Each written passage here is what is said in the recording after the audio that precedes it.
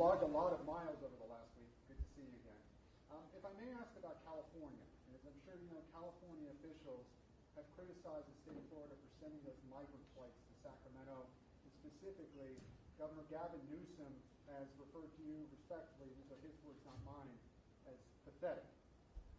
I want to ask you what your response is to Governor Newsom, and also more broadly, what would you say to critics who question whether Florida tax dollars should be used to transport migrants that aren't in your state? So here's the thing. These sanctuary jurisdictions are part of the reason we have this problem, because they have endorsed and agitated for these types of open border policies. They have bragged that they are sanctuary jurisdictions. They attack the previous administration's efforts to try to have border security. And so that's the policies they've staken out. And then what? When they have to deal with some of the fruits of that, they all of a sudden become very, very upset about that. Well, what are these people having to deal with here? Yeah, I don't see the sympathy for them. And so, you know, the reality is I think the border should be closed. I don't think we should have any of this.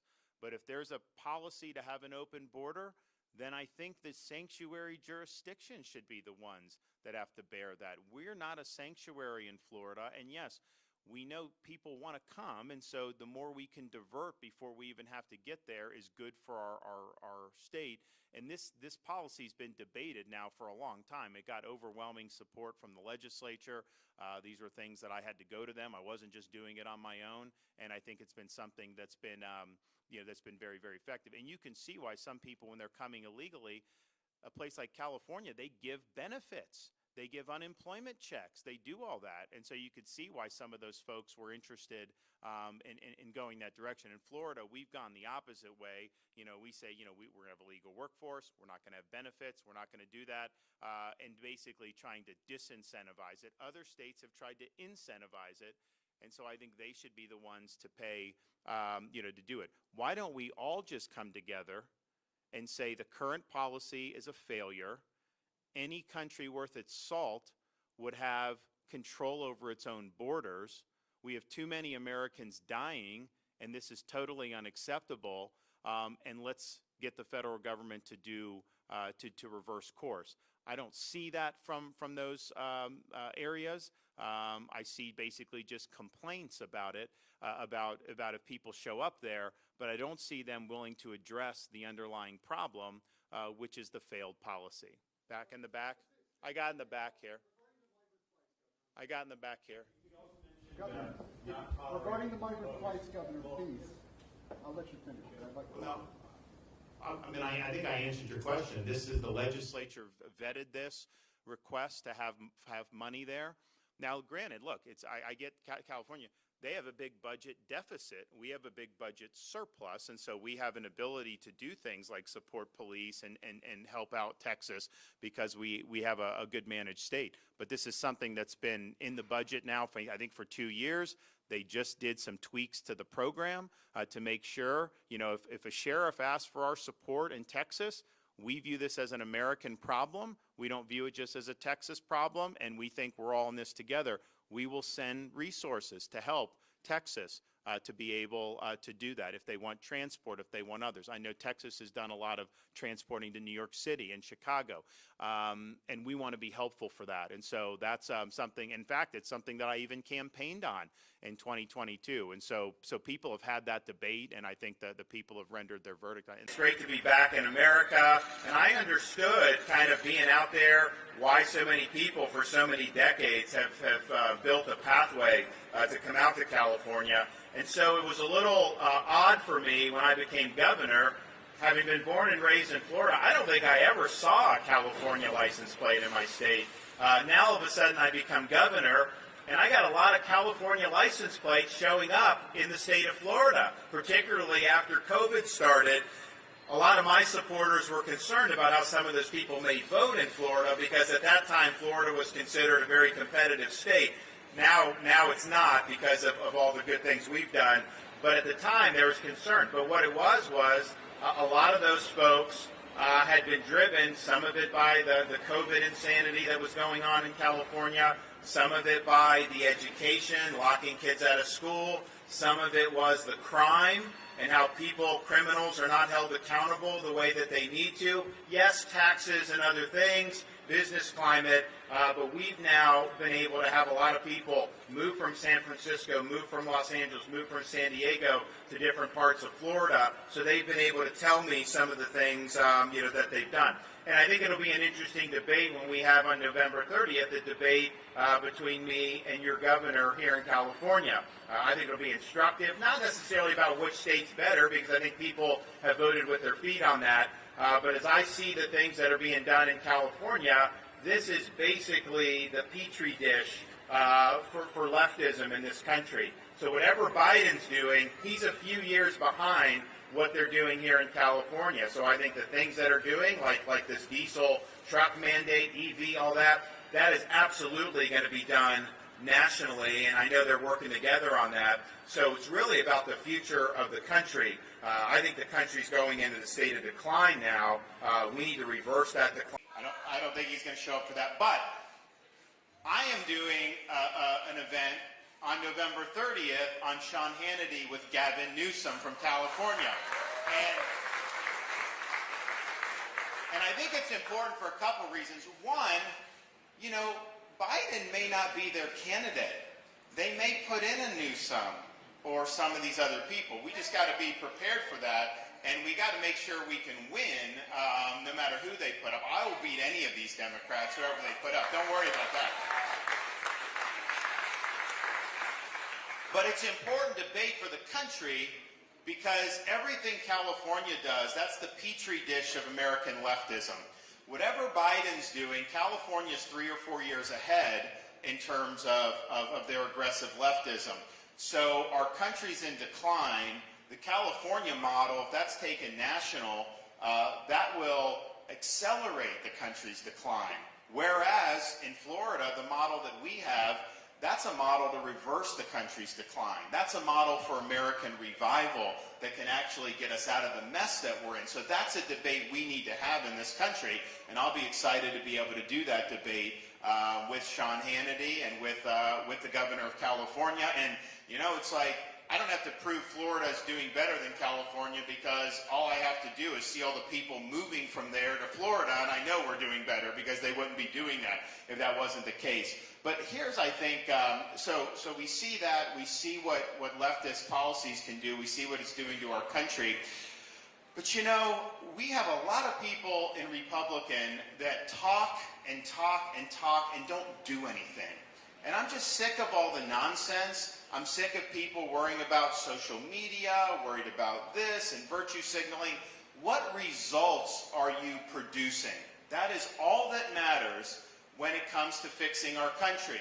Because if you don't produce the results, we're not going to turn the country around. And I can stand here before you and say that there's not a Republican in this country that has everything he said he would do. We did in Florida. I did 100% of my promises. We were able to deliver real results. It's not something that people even have to worry about. There's not all kind of drama. There's not all that. It's just we go, we see an issue, we take care of it, and we deliver results. I mean, just look at how Washington does the budget versus like Florida. So since I've been governor, we've cut taxes by billions of dollars. We've run big budget surpluses. We've actually paid down 25% of our state's total debt that it had been accumulated from the inception of the state of Florida in the 1800s. We've paid down a quarter of it just since I've been governor. You want to talk about education? We have universal school choice. We enacted a Parents' Bill of Rights. We eliminated indoctrination in our schools, like critical race theory and transgender ideology.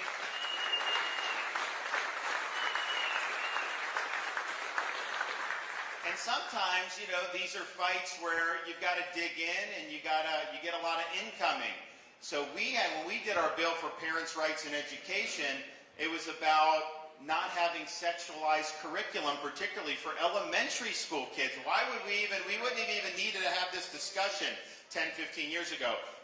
So the left got very mad that we were trying to stop that. The media got very mad at Governor, you've talked about the Green New Deal. You've talked about the need to open up and unleash American energy. I want to bring your attention now to a specific energy-related topic, which is that in order for free enterprise to be flourishing, we need to be able to move people and products efficiently and effectively and affordably. And yet the Biden administration, now working with the state of California, is attempting to ban internal combustion engines. Ban internal combustion engines, require electric cars, electric vehicle mandates, and this is not off in the far distant future. The state of California trying to do this to fleet operators as early as 2024. How does the DeSantis administration set this straight and put us on a better pathway? We reverse it. I mean, that's a very easy thing to do, but it's interesting. I'm actually going to be debating Governor Gavin Newsom on November 30th on Fox News. So we have this Florida versus California, kind of two different models. One state's hemorrhaging people, the other state's attracting a lot of people, and we can kind of go through that. But I think this is an example. When I was in California a couple months ago, we did an event with a lot of the truckers, because they are putting this electric mandate on the big rig trucks. So you're literally going to be at the Port of Long Beach, load up an electric truck, big rig, it's going to go for 100 miles, and it's going to need to charge for 12 hours, and then it's absolutely insane. It's absolutely nuts. It will hurt our supply chain. It'll cause inflation. It's going to create huge problems just on that alone. But then they want you, when you go to buy a car, to be forced to buy an electric vehicle. When they first announced that, people were, they were patting themselves on the back as if they're like saving the planet.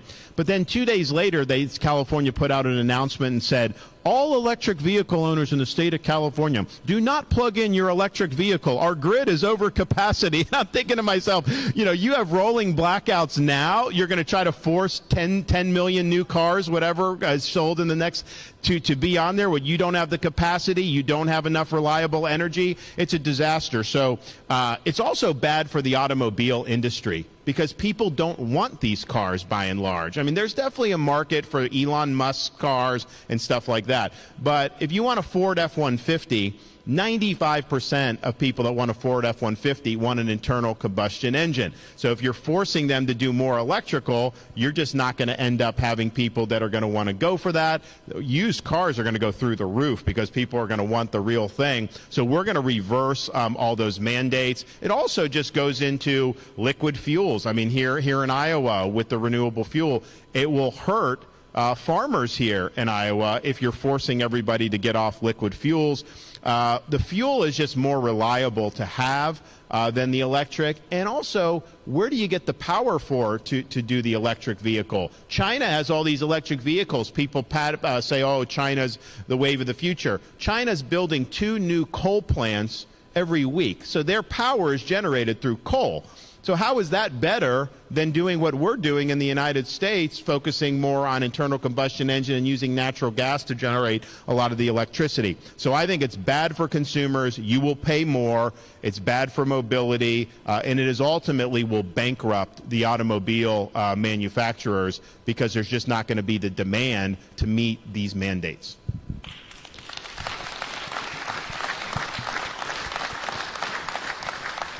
You've mentioned China. And Thanks so much. Thanks. It's great to be in Georgia. It's interesting. Georgia's a great neighbor, and we work very well. Governor's a friend of mine and has done a great job here. So I'm always happy to come to Georgia. But, this was Gavin Newsom saying he wanted it in Georgia, and then he wouldn't allow a crowd to be at the debate. So I guess we could have just done this anywhere, but I think it was something that was good, because this is a debate about the future of the country. And you see the model that California has done. That's the model for the Democratic Party. That's where their energy is. That's what they would do in a second Biden term, a Harris term, a Newsom term. And then you look at Florida, and we really have a model to reverse the skids that the country's on now and get us on a much better pathway. And I think you saw those contrasts. Clearly, the results speak for themselves. You can put a graphic up that says very clearly, he would try to spin out of it, but the reality is the reality. People vote with their feet. As somebody that spent time as a young naval officer in Southern California, I have huge admiration for the natural wonders of that state. I think it's has the potential to be a great dynamic state, but the policies are holding them back. The policies are leading to the homelessness. The policies are leading to the spiking crime. The policies are leading to cities like San Francisco and LA becoming hollowed out and shells of their former self. And that's on his watch and other people like him. So that, I think, was very, very clear. And going forward, and look, we've done, I know, some of these Republican debates. And when you have 8 people up there, it's hard to do a really good debate. Then they did 7. And I didn't get a question for the first 25 minutes. And then we did one where we only had 5. It was a little bit better. Maybe this next one will be less. But I do think there's something to have a one-on-one debate, 90 minutes. You can cover more ground. You'll be able to make more points. I don't think Joe Biden will ever debate again. I don't think he's willing to do it. And I don't think Donald Trump will ever debate again. I don't think he's willing to do it. So if you're not willing to debate, then you shouldn't be running. You should show up and do it. So I'd love to debate Donald Trump. I'll debate Biden. I'll debate any of these people because ultimately the future of the country is at stake. Okay? Yes? The hundreds of thousands of people have left California, as you have pointed out, and they have manifest problems. But meanwhile, the country keeps the state keeps moving further to the left. They keep electing Democrats. What do Republicans have to do to get some traction in California? Why do Californians people keep sending them back to office? Well, I think there's an interesting dynamic in this because when I was growing up, I was born and raised in Florida. I never remember seeing California license plate ever in Florida. Then all of a sudden I become governor. I see all these California license plates. Well, I won my first election by 0.5 percentage point, and Florida was a razor-thin state. So a lot of my supporters are looking at those California plates, and they were freaking out because they're like, are we bringing in people that are going to vote very liberal from California? I think it turns out that most of the people that left California were people that were leaving because they appreciated the policies in Florida. So I think what's happened is when the blue states are pushing out people, I do think they're disproportionately pushing out more Republican leaning. So what ends up happening is when people do bad at governing, you want a reaction the other way, and that's usually the base of the opposite party with the independents. We saw that in New York with Zeldin's race. And I've told people, if you just take all the Republicans who've moved from New York to Florida, if they could have voted for Zeldin, he probably would have won that race. So I think it's really tough in these deep blue states because if they're hemorrhaging Republicans that are going to other Sunbelt states, then they're just not going to have that base to have a reaction back the other way. Although I will say, I mean, the fact that even San Francisco recalled that DA, that at least was, I think, a sign of progress. I mean, he was so bad that they had no other choice. But I do think it's tough. I think that the migration has been philosophical. I think if you look in my election, I won the new migrants probably more than I won the state as a whole. I think it was that dramatic in what you're seeing. So we're getting these people, and I remember all these New Yorkers would come to me when I was my first term. They'd be like, "I'm so glad to be in a state where my vote counts." Well, it turns out I had 1.5 million votes to spare. We could have sent some of those, and the New York race was closer. But I think it's just tough. I think it's going to be tough to get in those deep blue states. I think it is going to be tough.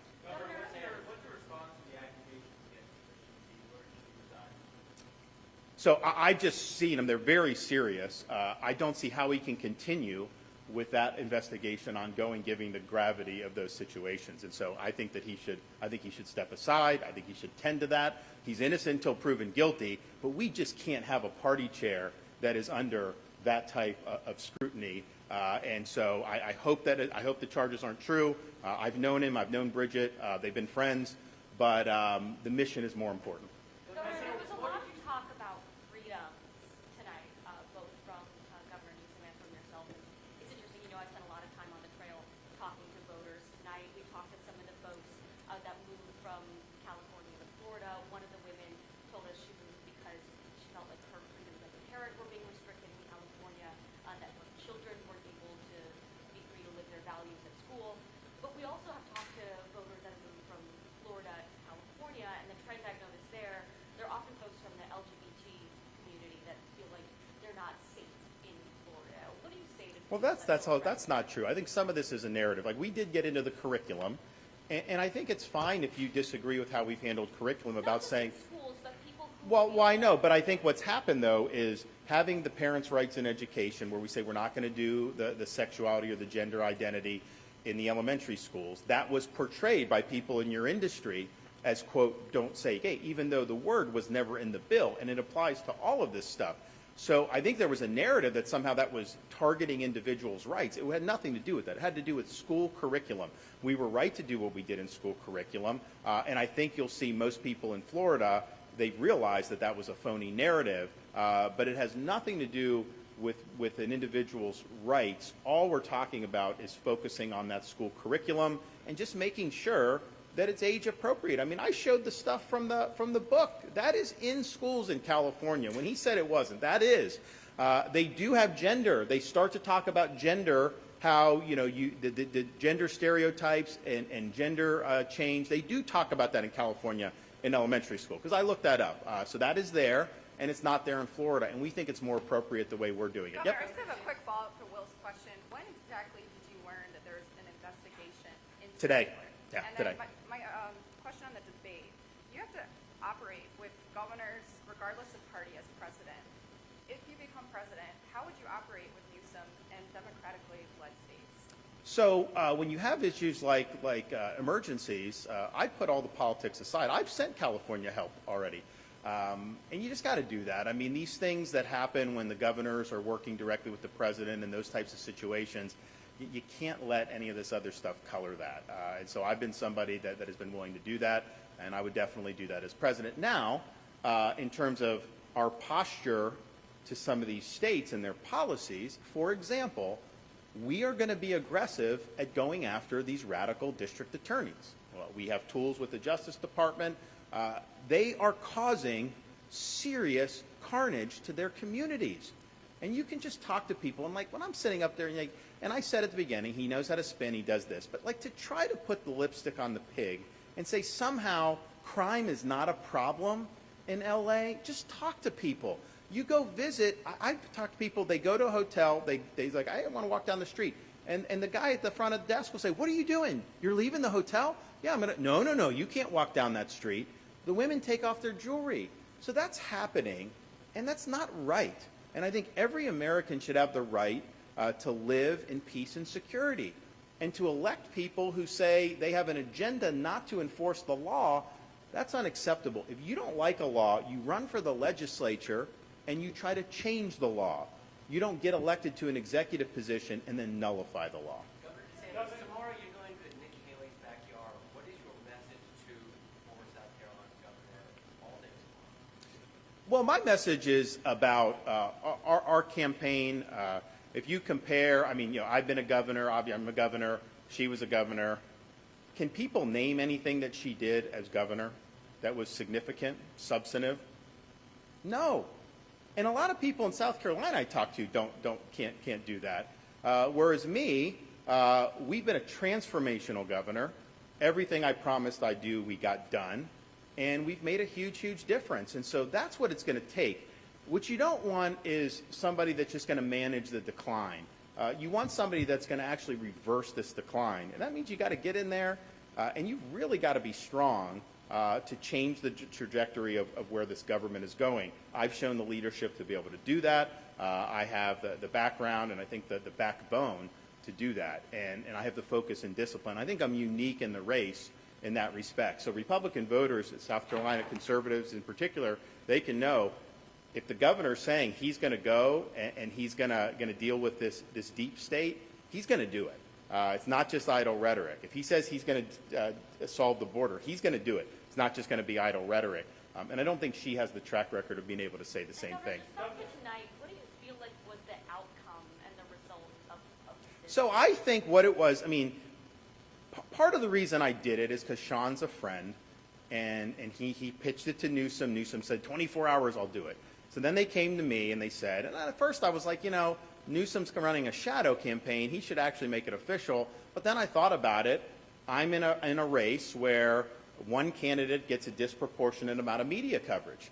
And so I have to be able to get my message out. So to have 90 minutes on national TV where I'm able to go and box somebody who is on the far left, that is good exposure for me. And in fact, you know, I've just been talking to my folks. You know, we got a great response tonight from people. You know, people on the right who have been dinging me because they're for Trump or somebody else. Everyone kind of rallied, and they're like, you know what? This guy represents our values, and he's taken the fight to the other side. So I think it was good. I think we got a good shot in the arm about it. I'd be willing to do more of these with others, because ultimately voters need to see who you are, what you believe in, what you've accomplished. But I do think being on a stage like that, it allows you to say, okay, who do we want in those presidential debates next September for our nominee? Because if you go back to October of 2020, the first presidential debate, Joe Biden beat Donald Trump in that debate. He beat Trump in that debate. I had people at the Florida governor's mansion. We had 50 people. We were all excited. We watch. The debate ends, and everyone is just speechless. We didn't know what to say. And it was a Biden win. And like, we all had been making fun of Biden for being in the basement, not being able to string two sentences together. She did it. We don't have the opportunity to miss this time. We've got to put our best foot forward. We've got to have somebody that's going to go up there, really galvanize the voters that we need, but be able to stand on that stage and articulate the conservative principles that make the country tick and what we're sorely needed. So I think I showed today that any of these primary voters are looking. I think they can say, that guy's going to fight for me. That guy's going to be up there. He's not going to take any of this from the left, and he will get the job done. Oh, it was a stunt. I mean, give me a break. Like, I mean, that's just what he's doing. He clearly had some pre-programmed things that he was doing. It was interesting. Some of the things he was saying on like immigration were totally bogus. I mean, like, there's some things you can do which is false and maybe a twist, and it's like 99% false. But like, there's not even 1% on that. He was just making that stuff up. A lot of the stuff he was saying has already been debunked. With some of these the bogus attacks that Haley's lodged against me, and that's from like these liberal fact checkers who almost always ding me. Like my whole time as governor, it's like, I have a comma out and they say, pants on fire. But even they had to acknowledge that those were bogus attacks. So I think he just had that plan, but I don't think ultimately it was very persuasive. I mean, when you're trying to do stats and you're doing that, it just doesn't pass the smell test. So California has problems. Like, you can't get around that.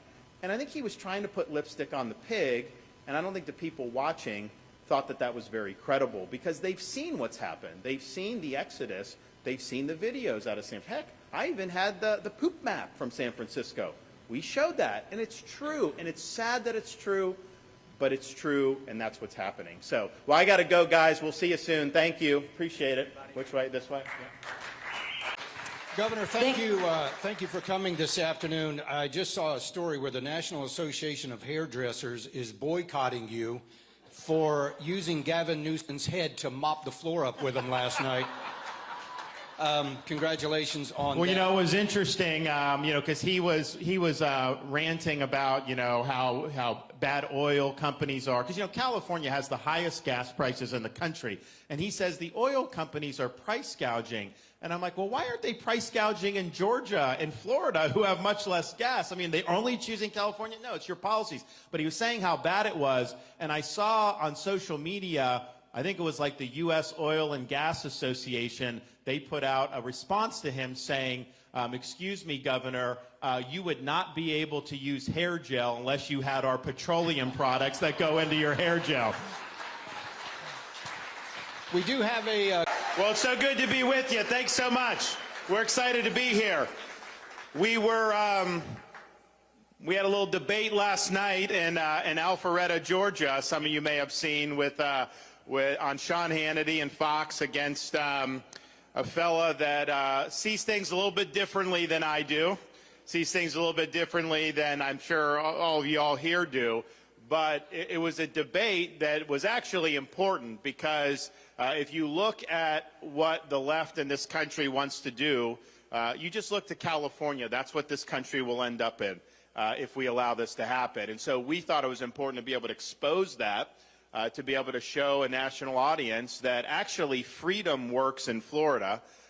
What they've done in California is put leftist agenda over the well-being of their citizens, and that's why people are leaving in record numbers. They actually ran out of U-Hauls in the whole state of California. Can you imagine that?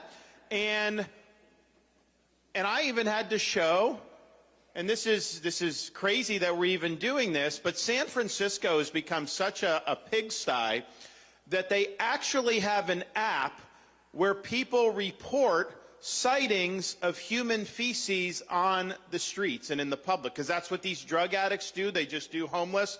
And so I pulled up the map, and every plot on the map is where they found this, and the entire area is covered with this. And I'm just thinking to myself, who lives like this? And they just let it happen. Then when you have a communist dictator from China come into town, then they actually clean up the streets. Imagine that. They're willing to do it for the CCP, but they're not willing to do it for their own people. But that is the agenda that Biden, Harris, and yes, Newsom want for this country. That's why the 2024 election is so important. Things are bad. Biden's done a bad job, but it's reversible. If we win and win big in 24 and 28, quite frankly. You need someone to serve 2 terms like President Reagan did. It is reversible. This is a choice that we're going to make, decline or revival. Florida and what we've done shows freedom works and it can be done. California is basically the model for the collapse of this country. And so you saw that last night. And I pointed out, I am not like anti-California just overall. In fact, I told the story when I was in the Navy. I got orders to Naval Amphibious Base Coronado in Southern California. We were assigned to Naval Special Warfare. I deployed to Iraq alongside SEAL Team 1. But we did training in Coronado and everything. And I was a native Floridian, and so I was proud of Florida. But, you know, you show up there, you check into the bachelor officer quarters, and I always look for Florida. I look for air conditioning, right? They don't have air conditioning. I'm like, why not? They're like, you don't need it. Just open the window. It's fresh. It's nice. And I'm like, man. And then I opened the window, and there was no screen on the window. In Florida, we have bugs. So you have to screen in your porches and your windows all the time. No, you don't need it. There's no bug. And it was really, really nice. Getting back from Iraq, getting off that plane, Pacific Ocean air, just fresh air hitting you. And I could understand, even though they had high taxes and everything back in the day, even then, I was like, well, I understand why people would pay, just because it really is beautiful, probably has more natural advantages than any other state in the country.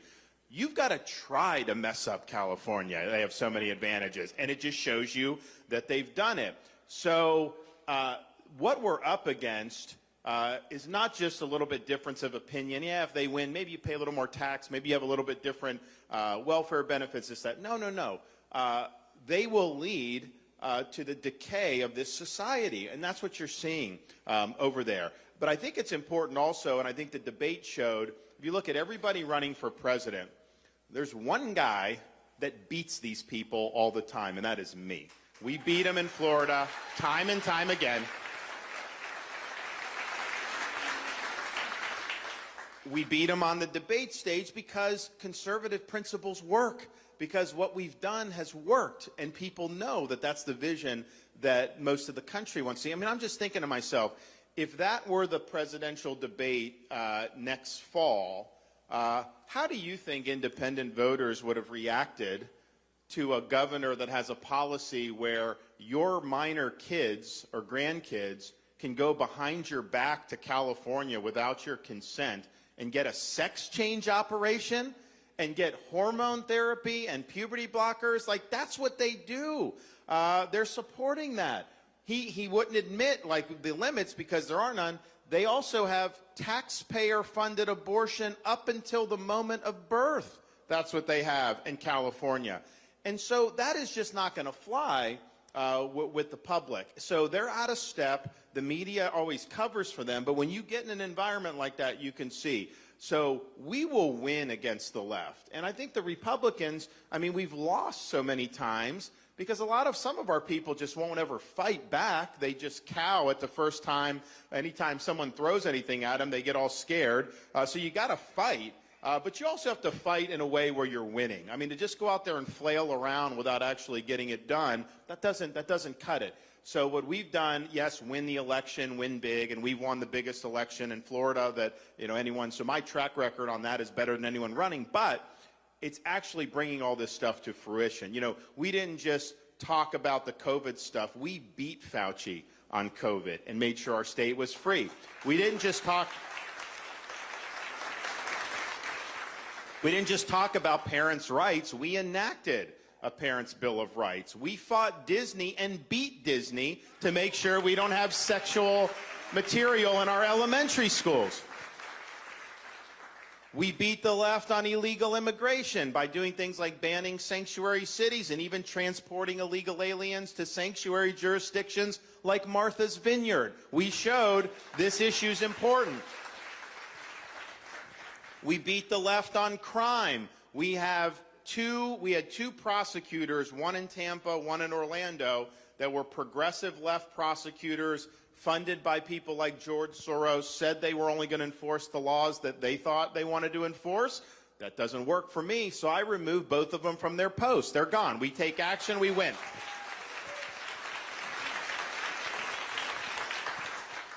We've even gone to get indoctrination out of the universities in Florida. Can you imagine that? Now we have all tenured professors must undergo review every 5 years and can be let go for poor performance. When has a Republican ever delivered that? So we have fought these fights, but we have won these fights. And winning is what we need to do right now. You need a president that's going to go up there on day one, spit nails, get the bureaucracy under control, the deep state, make sure that we're doing the border on day one, make sure we're reversing Bidenomics on day one, opening up all our energy production day one, all these things, and just never look back and just keep piling up the wins. That's what we're going to do. We were promised. Be a 2020 escapee from California. What part? We were in Northern California up near Redding. Yeah. Our vote is 0, because of the southern part. But my question is and I love the way you handled Florida in the COVID crisis, so thank you. But my question is the other night you had the debate as an ex-California escapee. I couldn't hardly handle the lies that was going on from the other side. And I'm curious, why did that debate happen? Like, why were you put against Newsom? There's a lot of people that are saying that Biden's going to back out and Newsom's going to vote. Yeah, no, I mean, I think, worried about that. yes, I think that's part of it. And my second follow-up would be, how are you going to be able, your campaign, handle attacks like that? Can you somehow mark the lie with the truth in your campaign? I mean, how are you going to... Well, I think that the problem with what Newsom was doing was I don't think his lies were believable. I mean, I think you just tell the truth, but when he's saying things like people aren't leaving California, when he's saying that their taxes are lower than Florida, when he's saying that they don't have a problem with crime, people just don't believe that because they see the stuff. And I had to show the map of San Francisco with all the poop on it because that's what's happening, and people know that. So I think he came across as being somebody that wasn't believable. And look, at the end of the day, when you're dealing with this, people either trust you or you don't. And how you come across in that respect, I think, is there. And with me, I have a track record of I told people I'd do things I did. Now, how did it come about? Came about because Newsom has been attacking Florida for years. I haven't even paid any attention to him, but he's just constantly tweeting, and he basically will just he'll further these bogus left-wing narratives that get put out there about different. Anytime Florida does anything, corporate media, will smear it and do that other stuff, and COVID, everything since then, education, and so Hannity was interviewing him, and he's like, all right, well, why don't you debate him if you're so good? I'll do it within 24 hours. And so then Hannity asked me this summer on the air, at first I thought, I'm like, well, he hasn't thrown his hat in the ring. I've got the primary to worry about. But then I thought about it, he is trying to run. We all see that. Biden, a lot of Democrats want to remove Biden. I don't know that Biden wants to step down, but I do think that's all kind of happening. So I thought it was useful because I wanted the American people to see if you like Bidenomics, then you will love Newsonomics or Harris. I mean, like, this is like taking Biden on steroids, which I think would be a disaster for this country. So we wanted people to see that. But then we also had the situation is, look, I'm running, I'm fighting for media attention, and if I can get 90 minutes on national TV, and they ended up having, like, just on the cable network, they had 5.4 million people watch that. It was a better debate than the Republican primary debates have been. That's just the truth. So I wanted to show that, and I wanted to be able to articulate and basically have a national platform where people who are honest observers, we showed leftism fails, freedom works. And that is the debate for this country going forward. Do we want to impose the California model nationally? That will accelerate this country's decline. And I think people in New Hampshire see this because you see people that flee from places like Massachusetts and from the bad policies to come here, just like I see it in Florida. Florida represents a model for the revival of the nation because we've outperformed the country on all these key metrics, education, low crime, all that stuff. So that's important to, I think, show what's going forward. But look, the left, you know when their policies fail because all they have left to do is lie. And so when they're lying like that, that's a sign of strength. I didn't have to say anything that wasn't true. I mean, what I said is just the facts. In fact, Hannity was putting up the stats on there that were showing the truth. And he was trying to act like that wasn't the case. So, yeah, I mean, that's just the nature of it, and we do. But I'll debate anyone. Look, Donald Trump is not willing to debate. I mean, you have to ask yourself why. Why can't you just stand up on the stage for 2 hours and articulate? He owes it to Granite Staters to be able to stand up there and tell you why he should get a third bite at the apple. What's going to be different this time than happened in 2020? How is he a better candidate? Will he admit any mistakes? I don't think so. He doesn't ever admit. What has he learned? How would he do things differently so that we don't repeat some of the things like we did with Fauci or the BLM riots? He was just touting an endorsement from Black Lives Matter on his social media, and then he said it in the speech. You had some guy that did it, and Donald Trump said he was honored to have the support of BLM. BLM burned down cities in this country. I would not be honored to have that support. In fact, in Florida, we called out the National Guard when we saw what was going on in Minneapolis. We didn't let our cities burn down in Florida, yet he didn't do anything as president to stop the BLM riots. So he should be here debating. He should be willing to stand up on the stage. And I think our voters have to make a decision, how do we win and how do we get all this stuff done? And nobody is entitled to be nominated, I can tell you that. Yes, ma'am. How do you intend to get DEI out of the military? How do I intend to get DEI out of the military? Very simple. Day one as Commander-in-Chief, I'm going to take it, rip it out, and throw it in the trash can. It's going to be gone. And here's the thing. As Commander-in-Chief, you have the authority to do that. And this has been something that's been imposed. Obama started kind of the politicization of the military. I don't think Trump didn't support it, but he didn't really have control over his defense secretaries, and so it kept going under Trump. And then it's on steroids now under Biden, and that's one of the reasons recruiting is so low. The only basis for advancement in the military is merit. You promote based on merit, and that's what we want to do, and that's what we're going to do when I become president.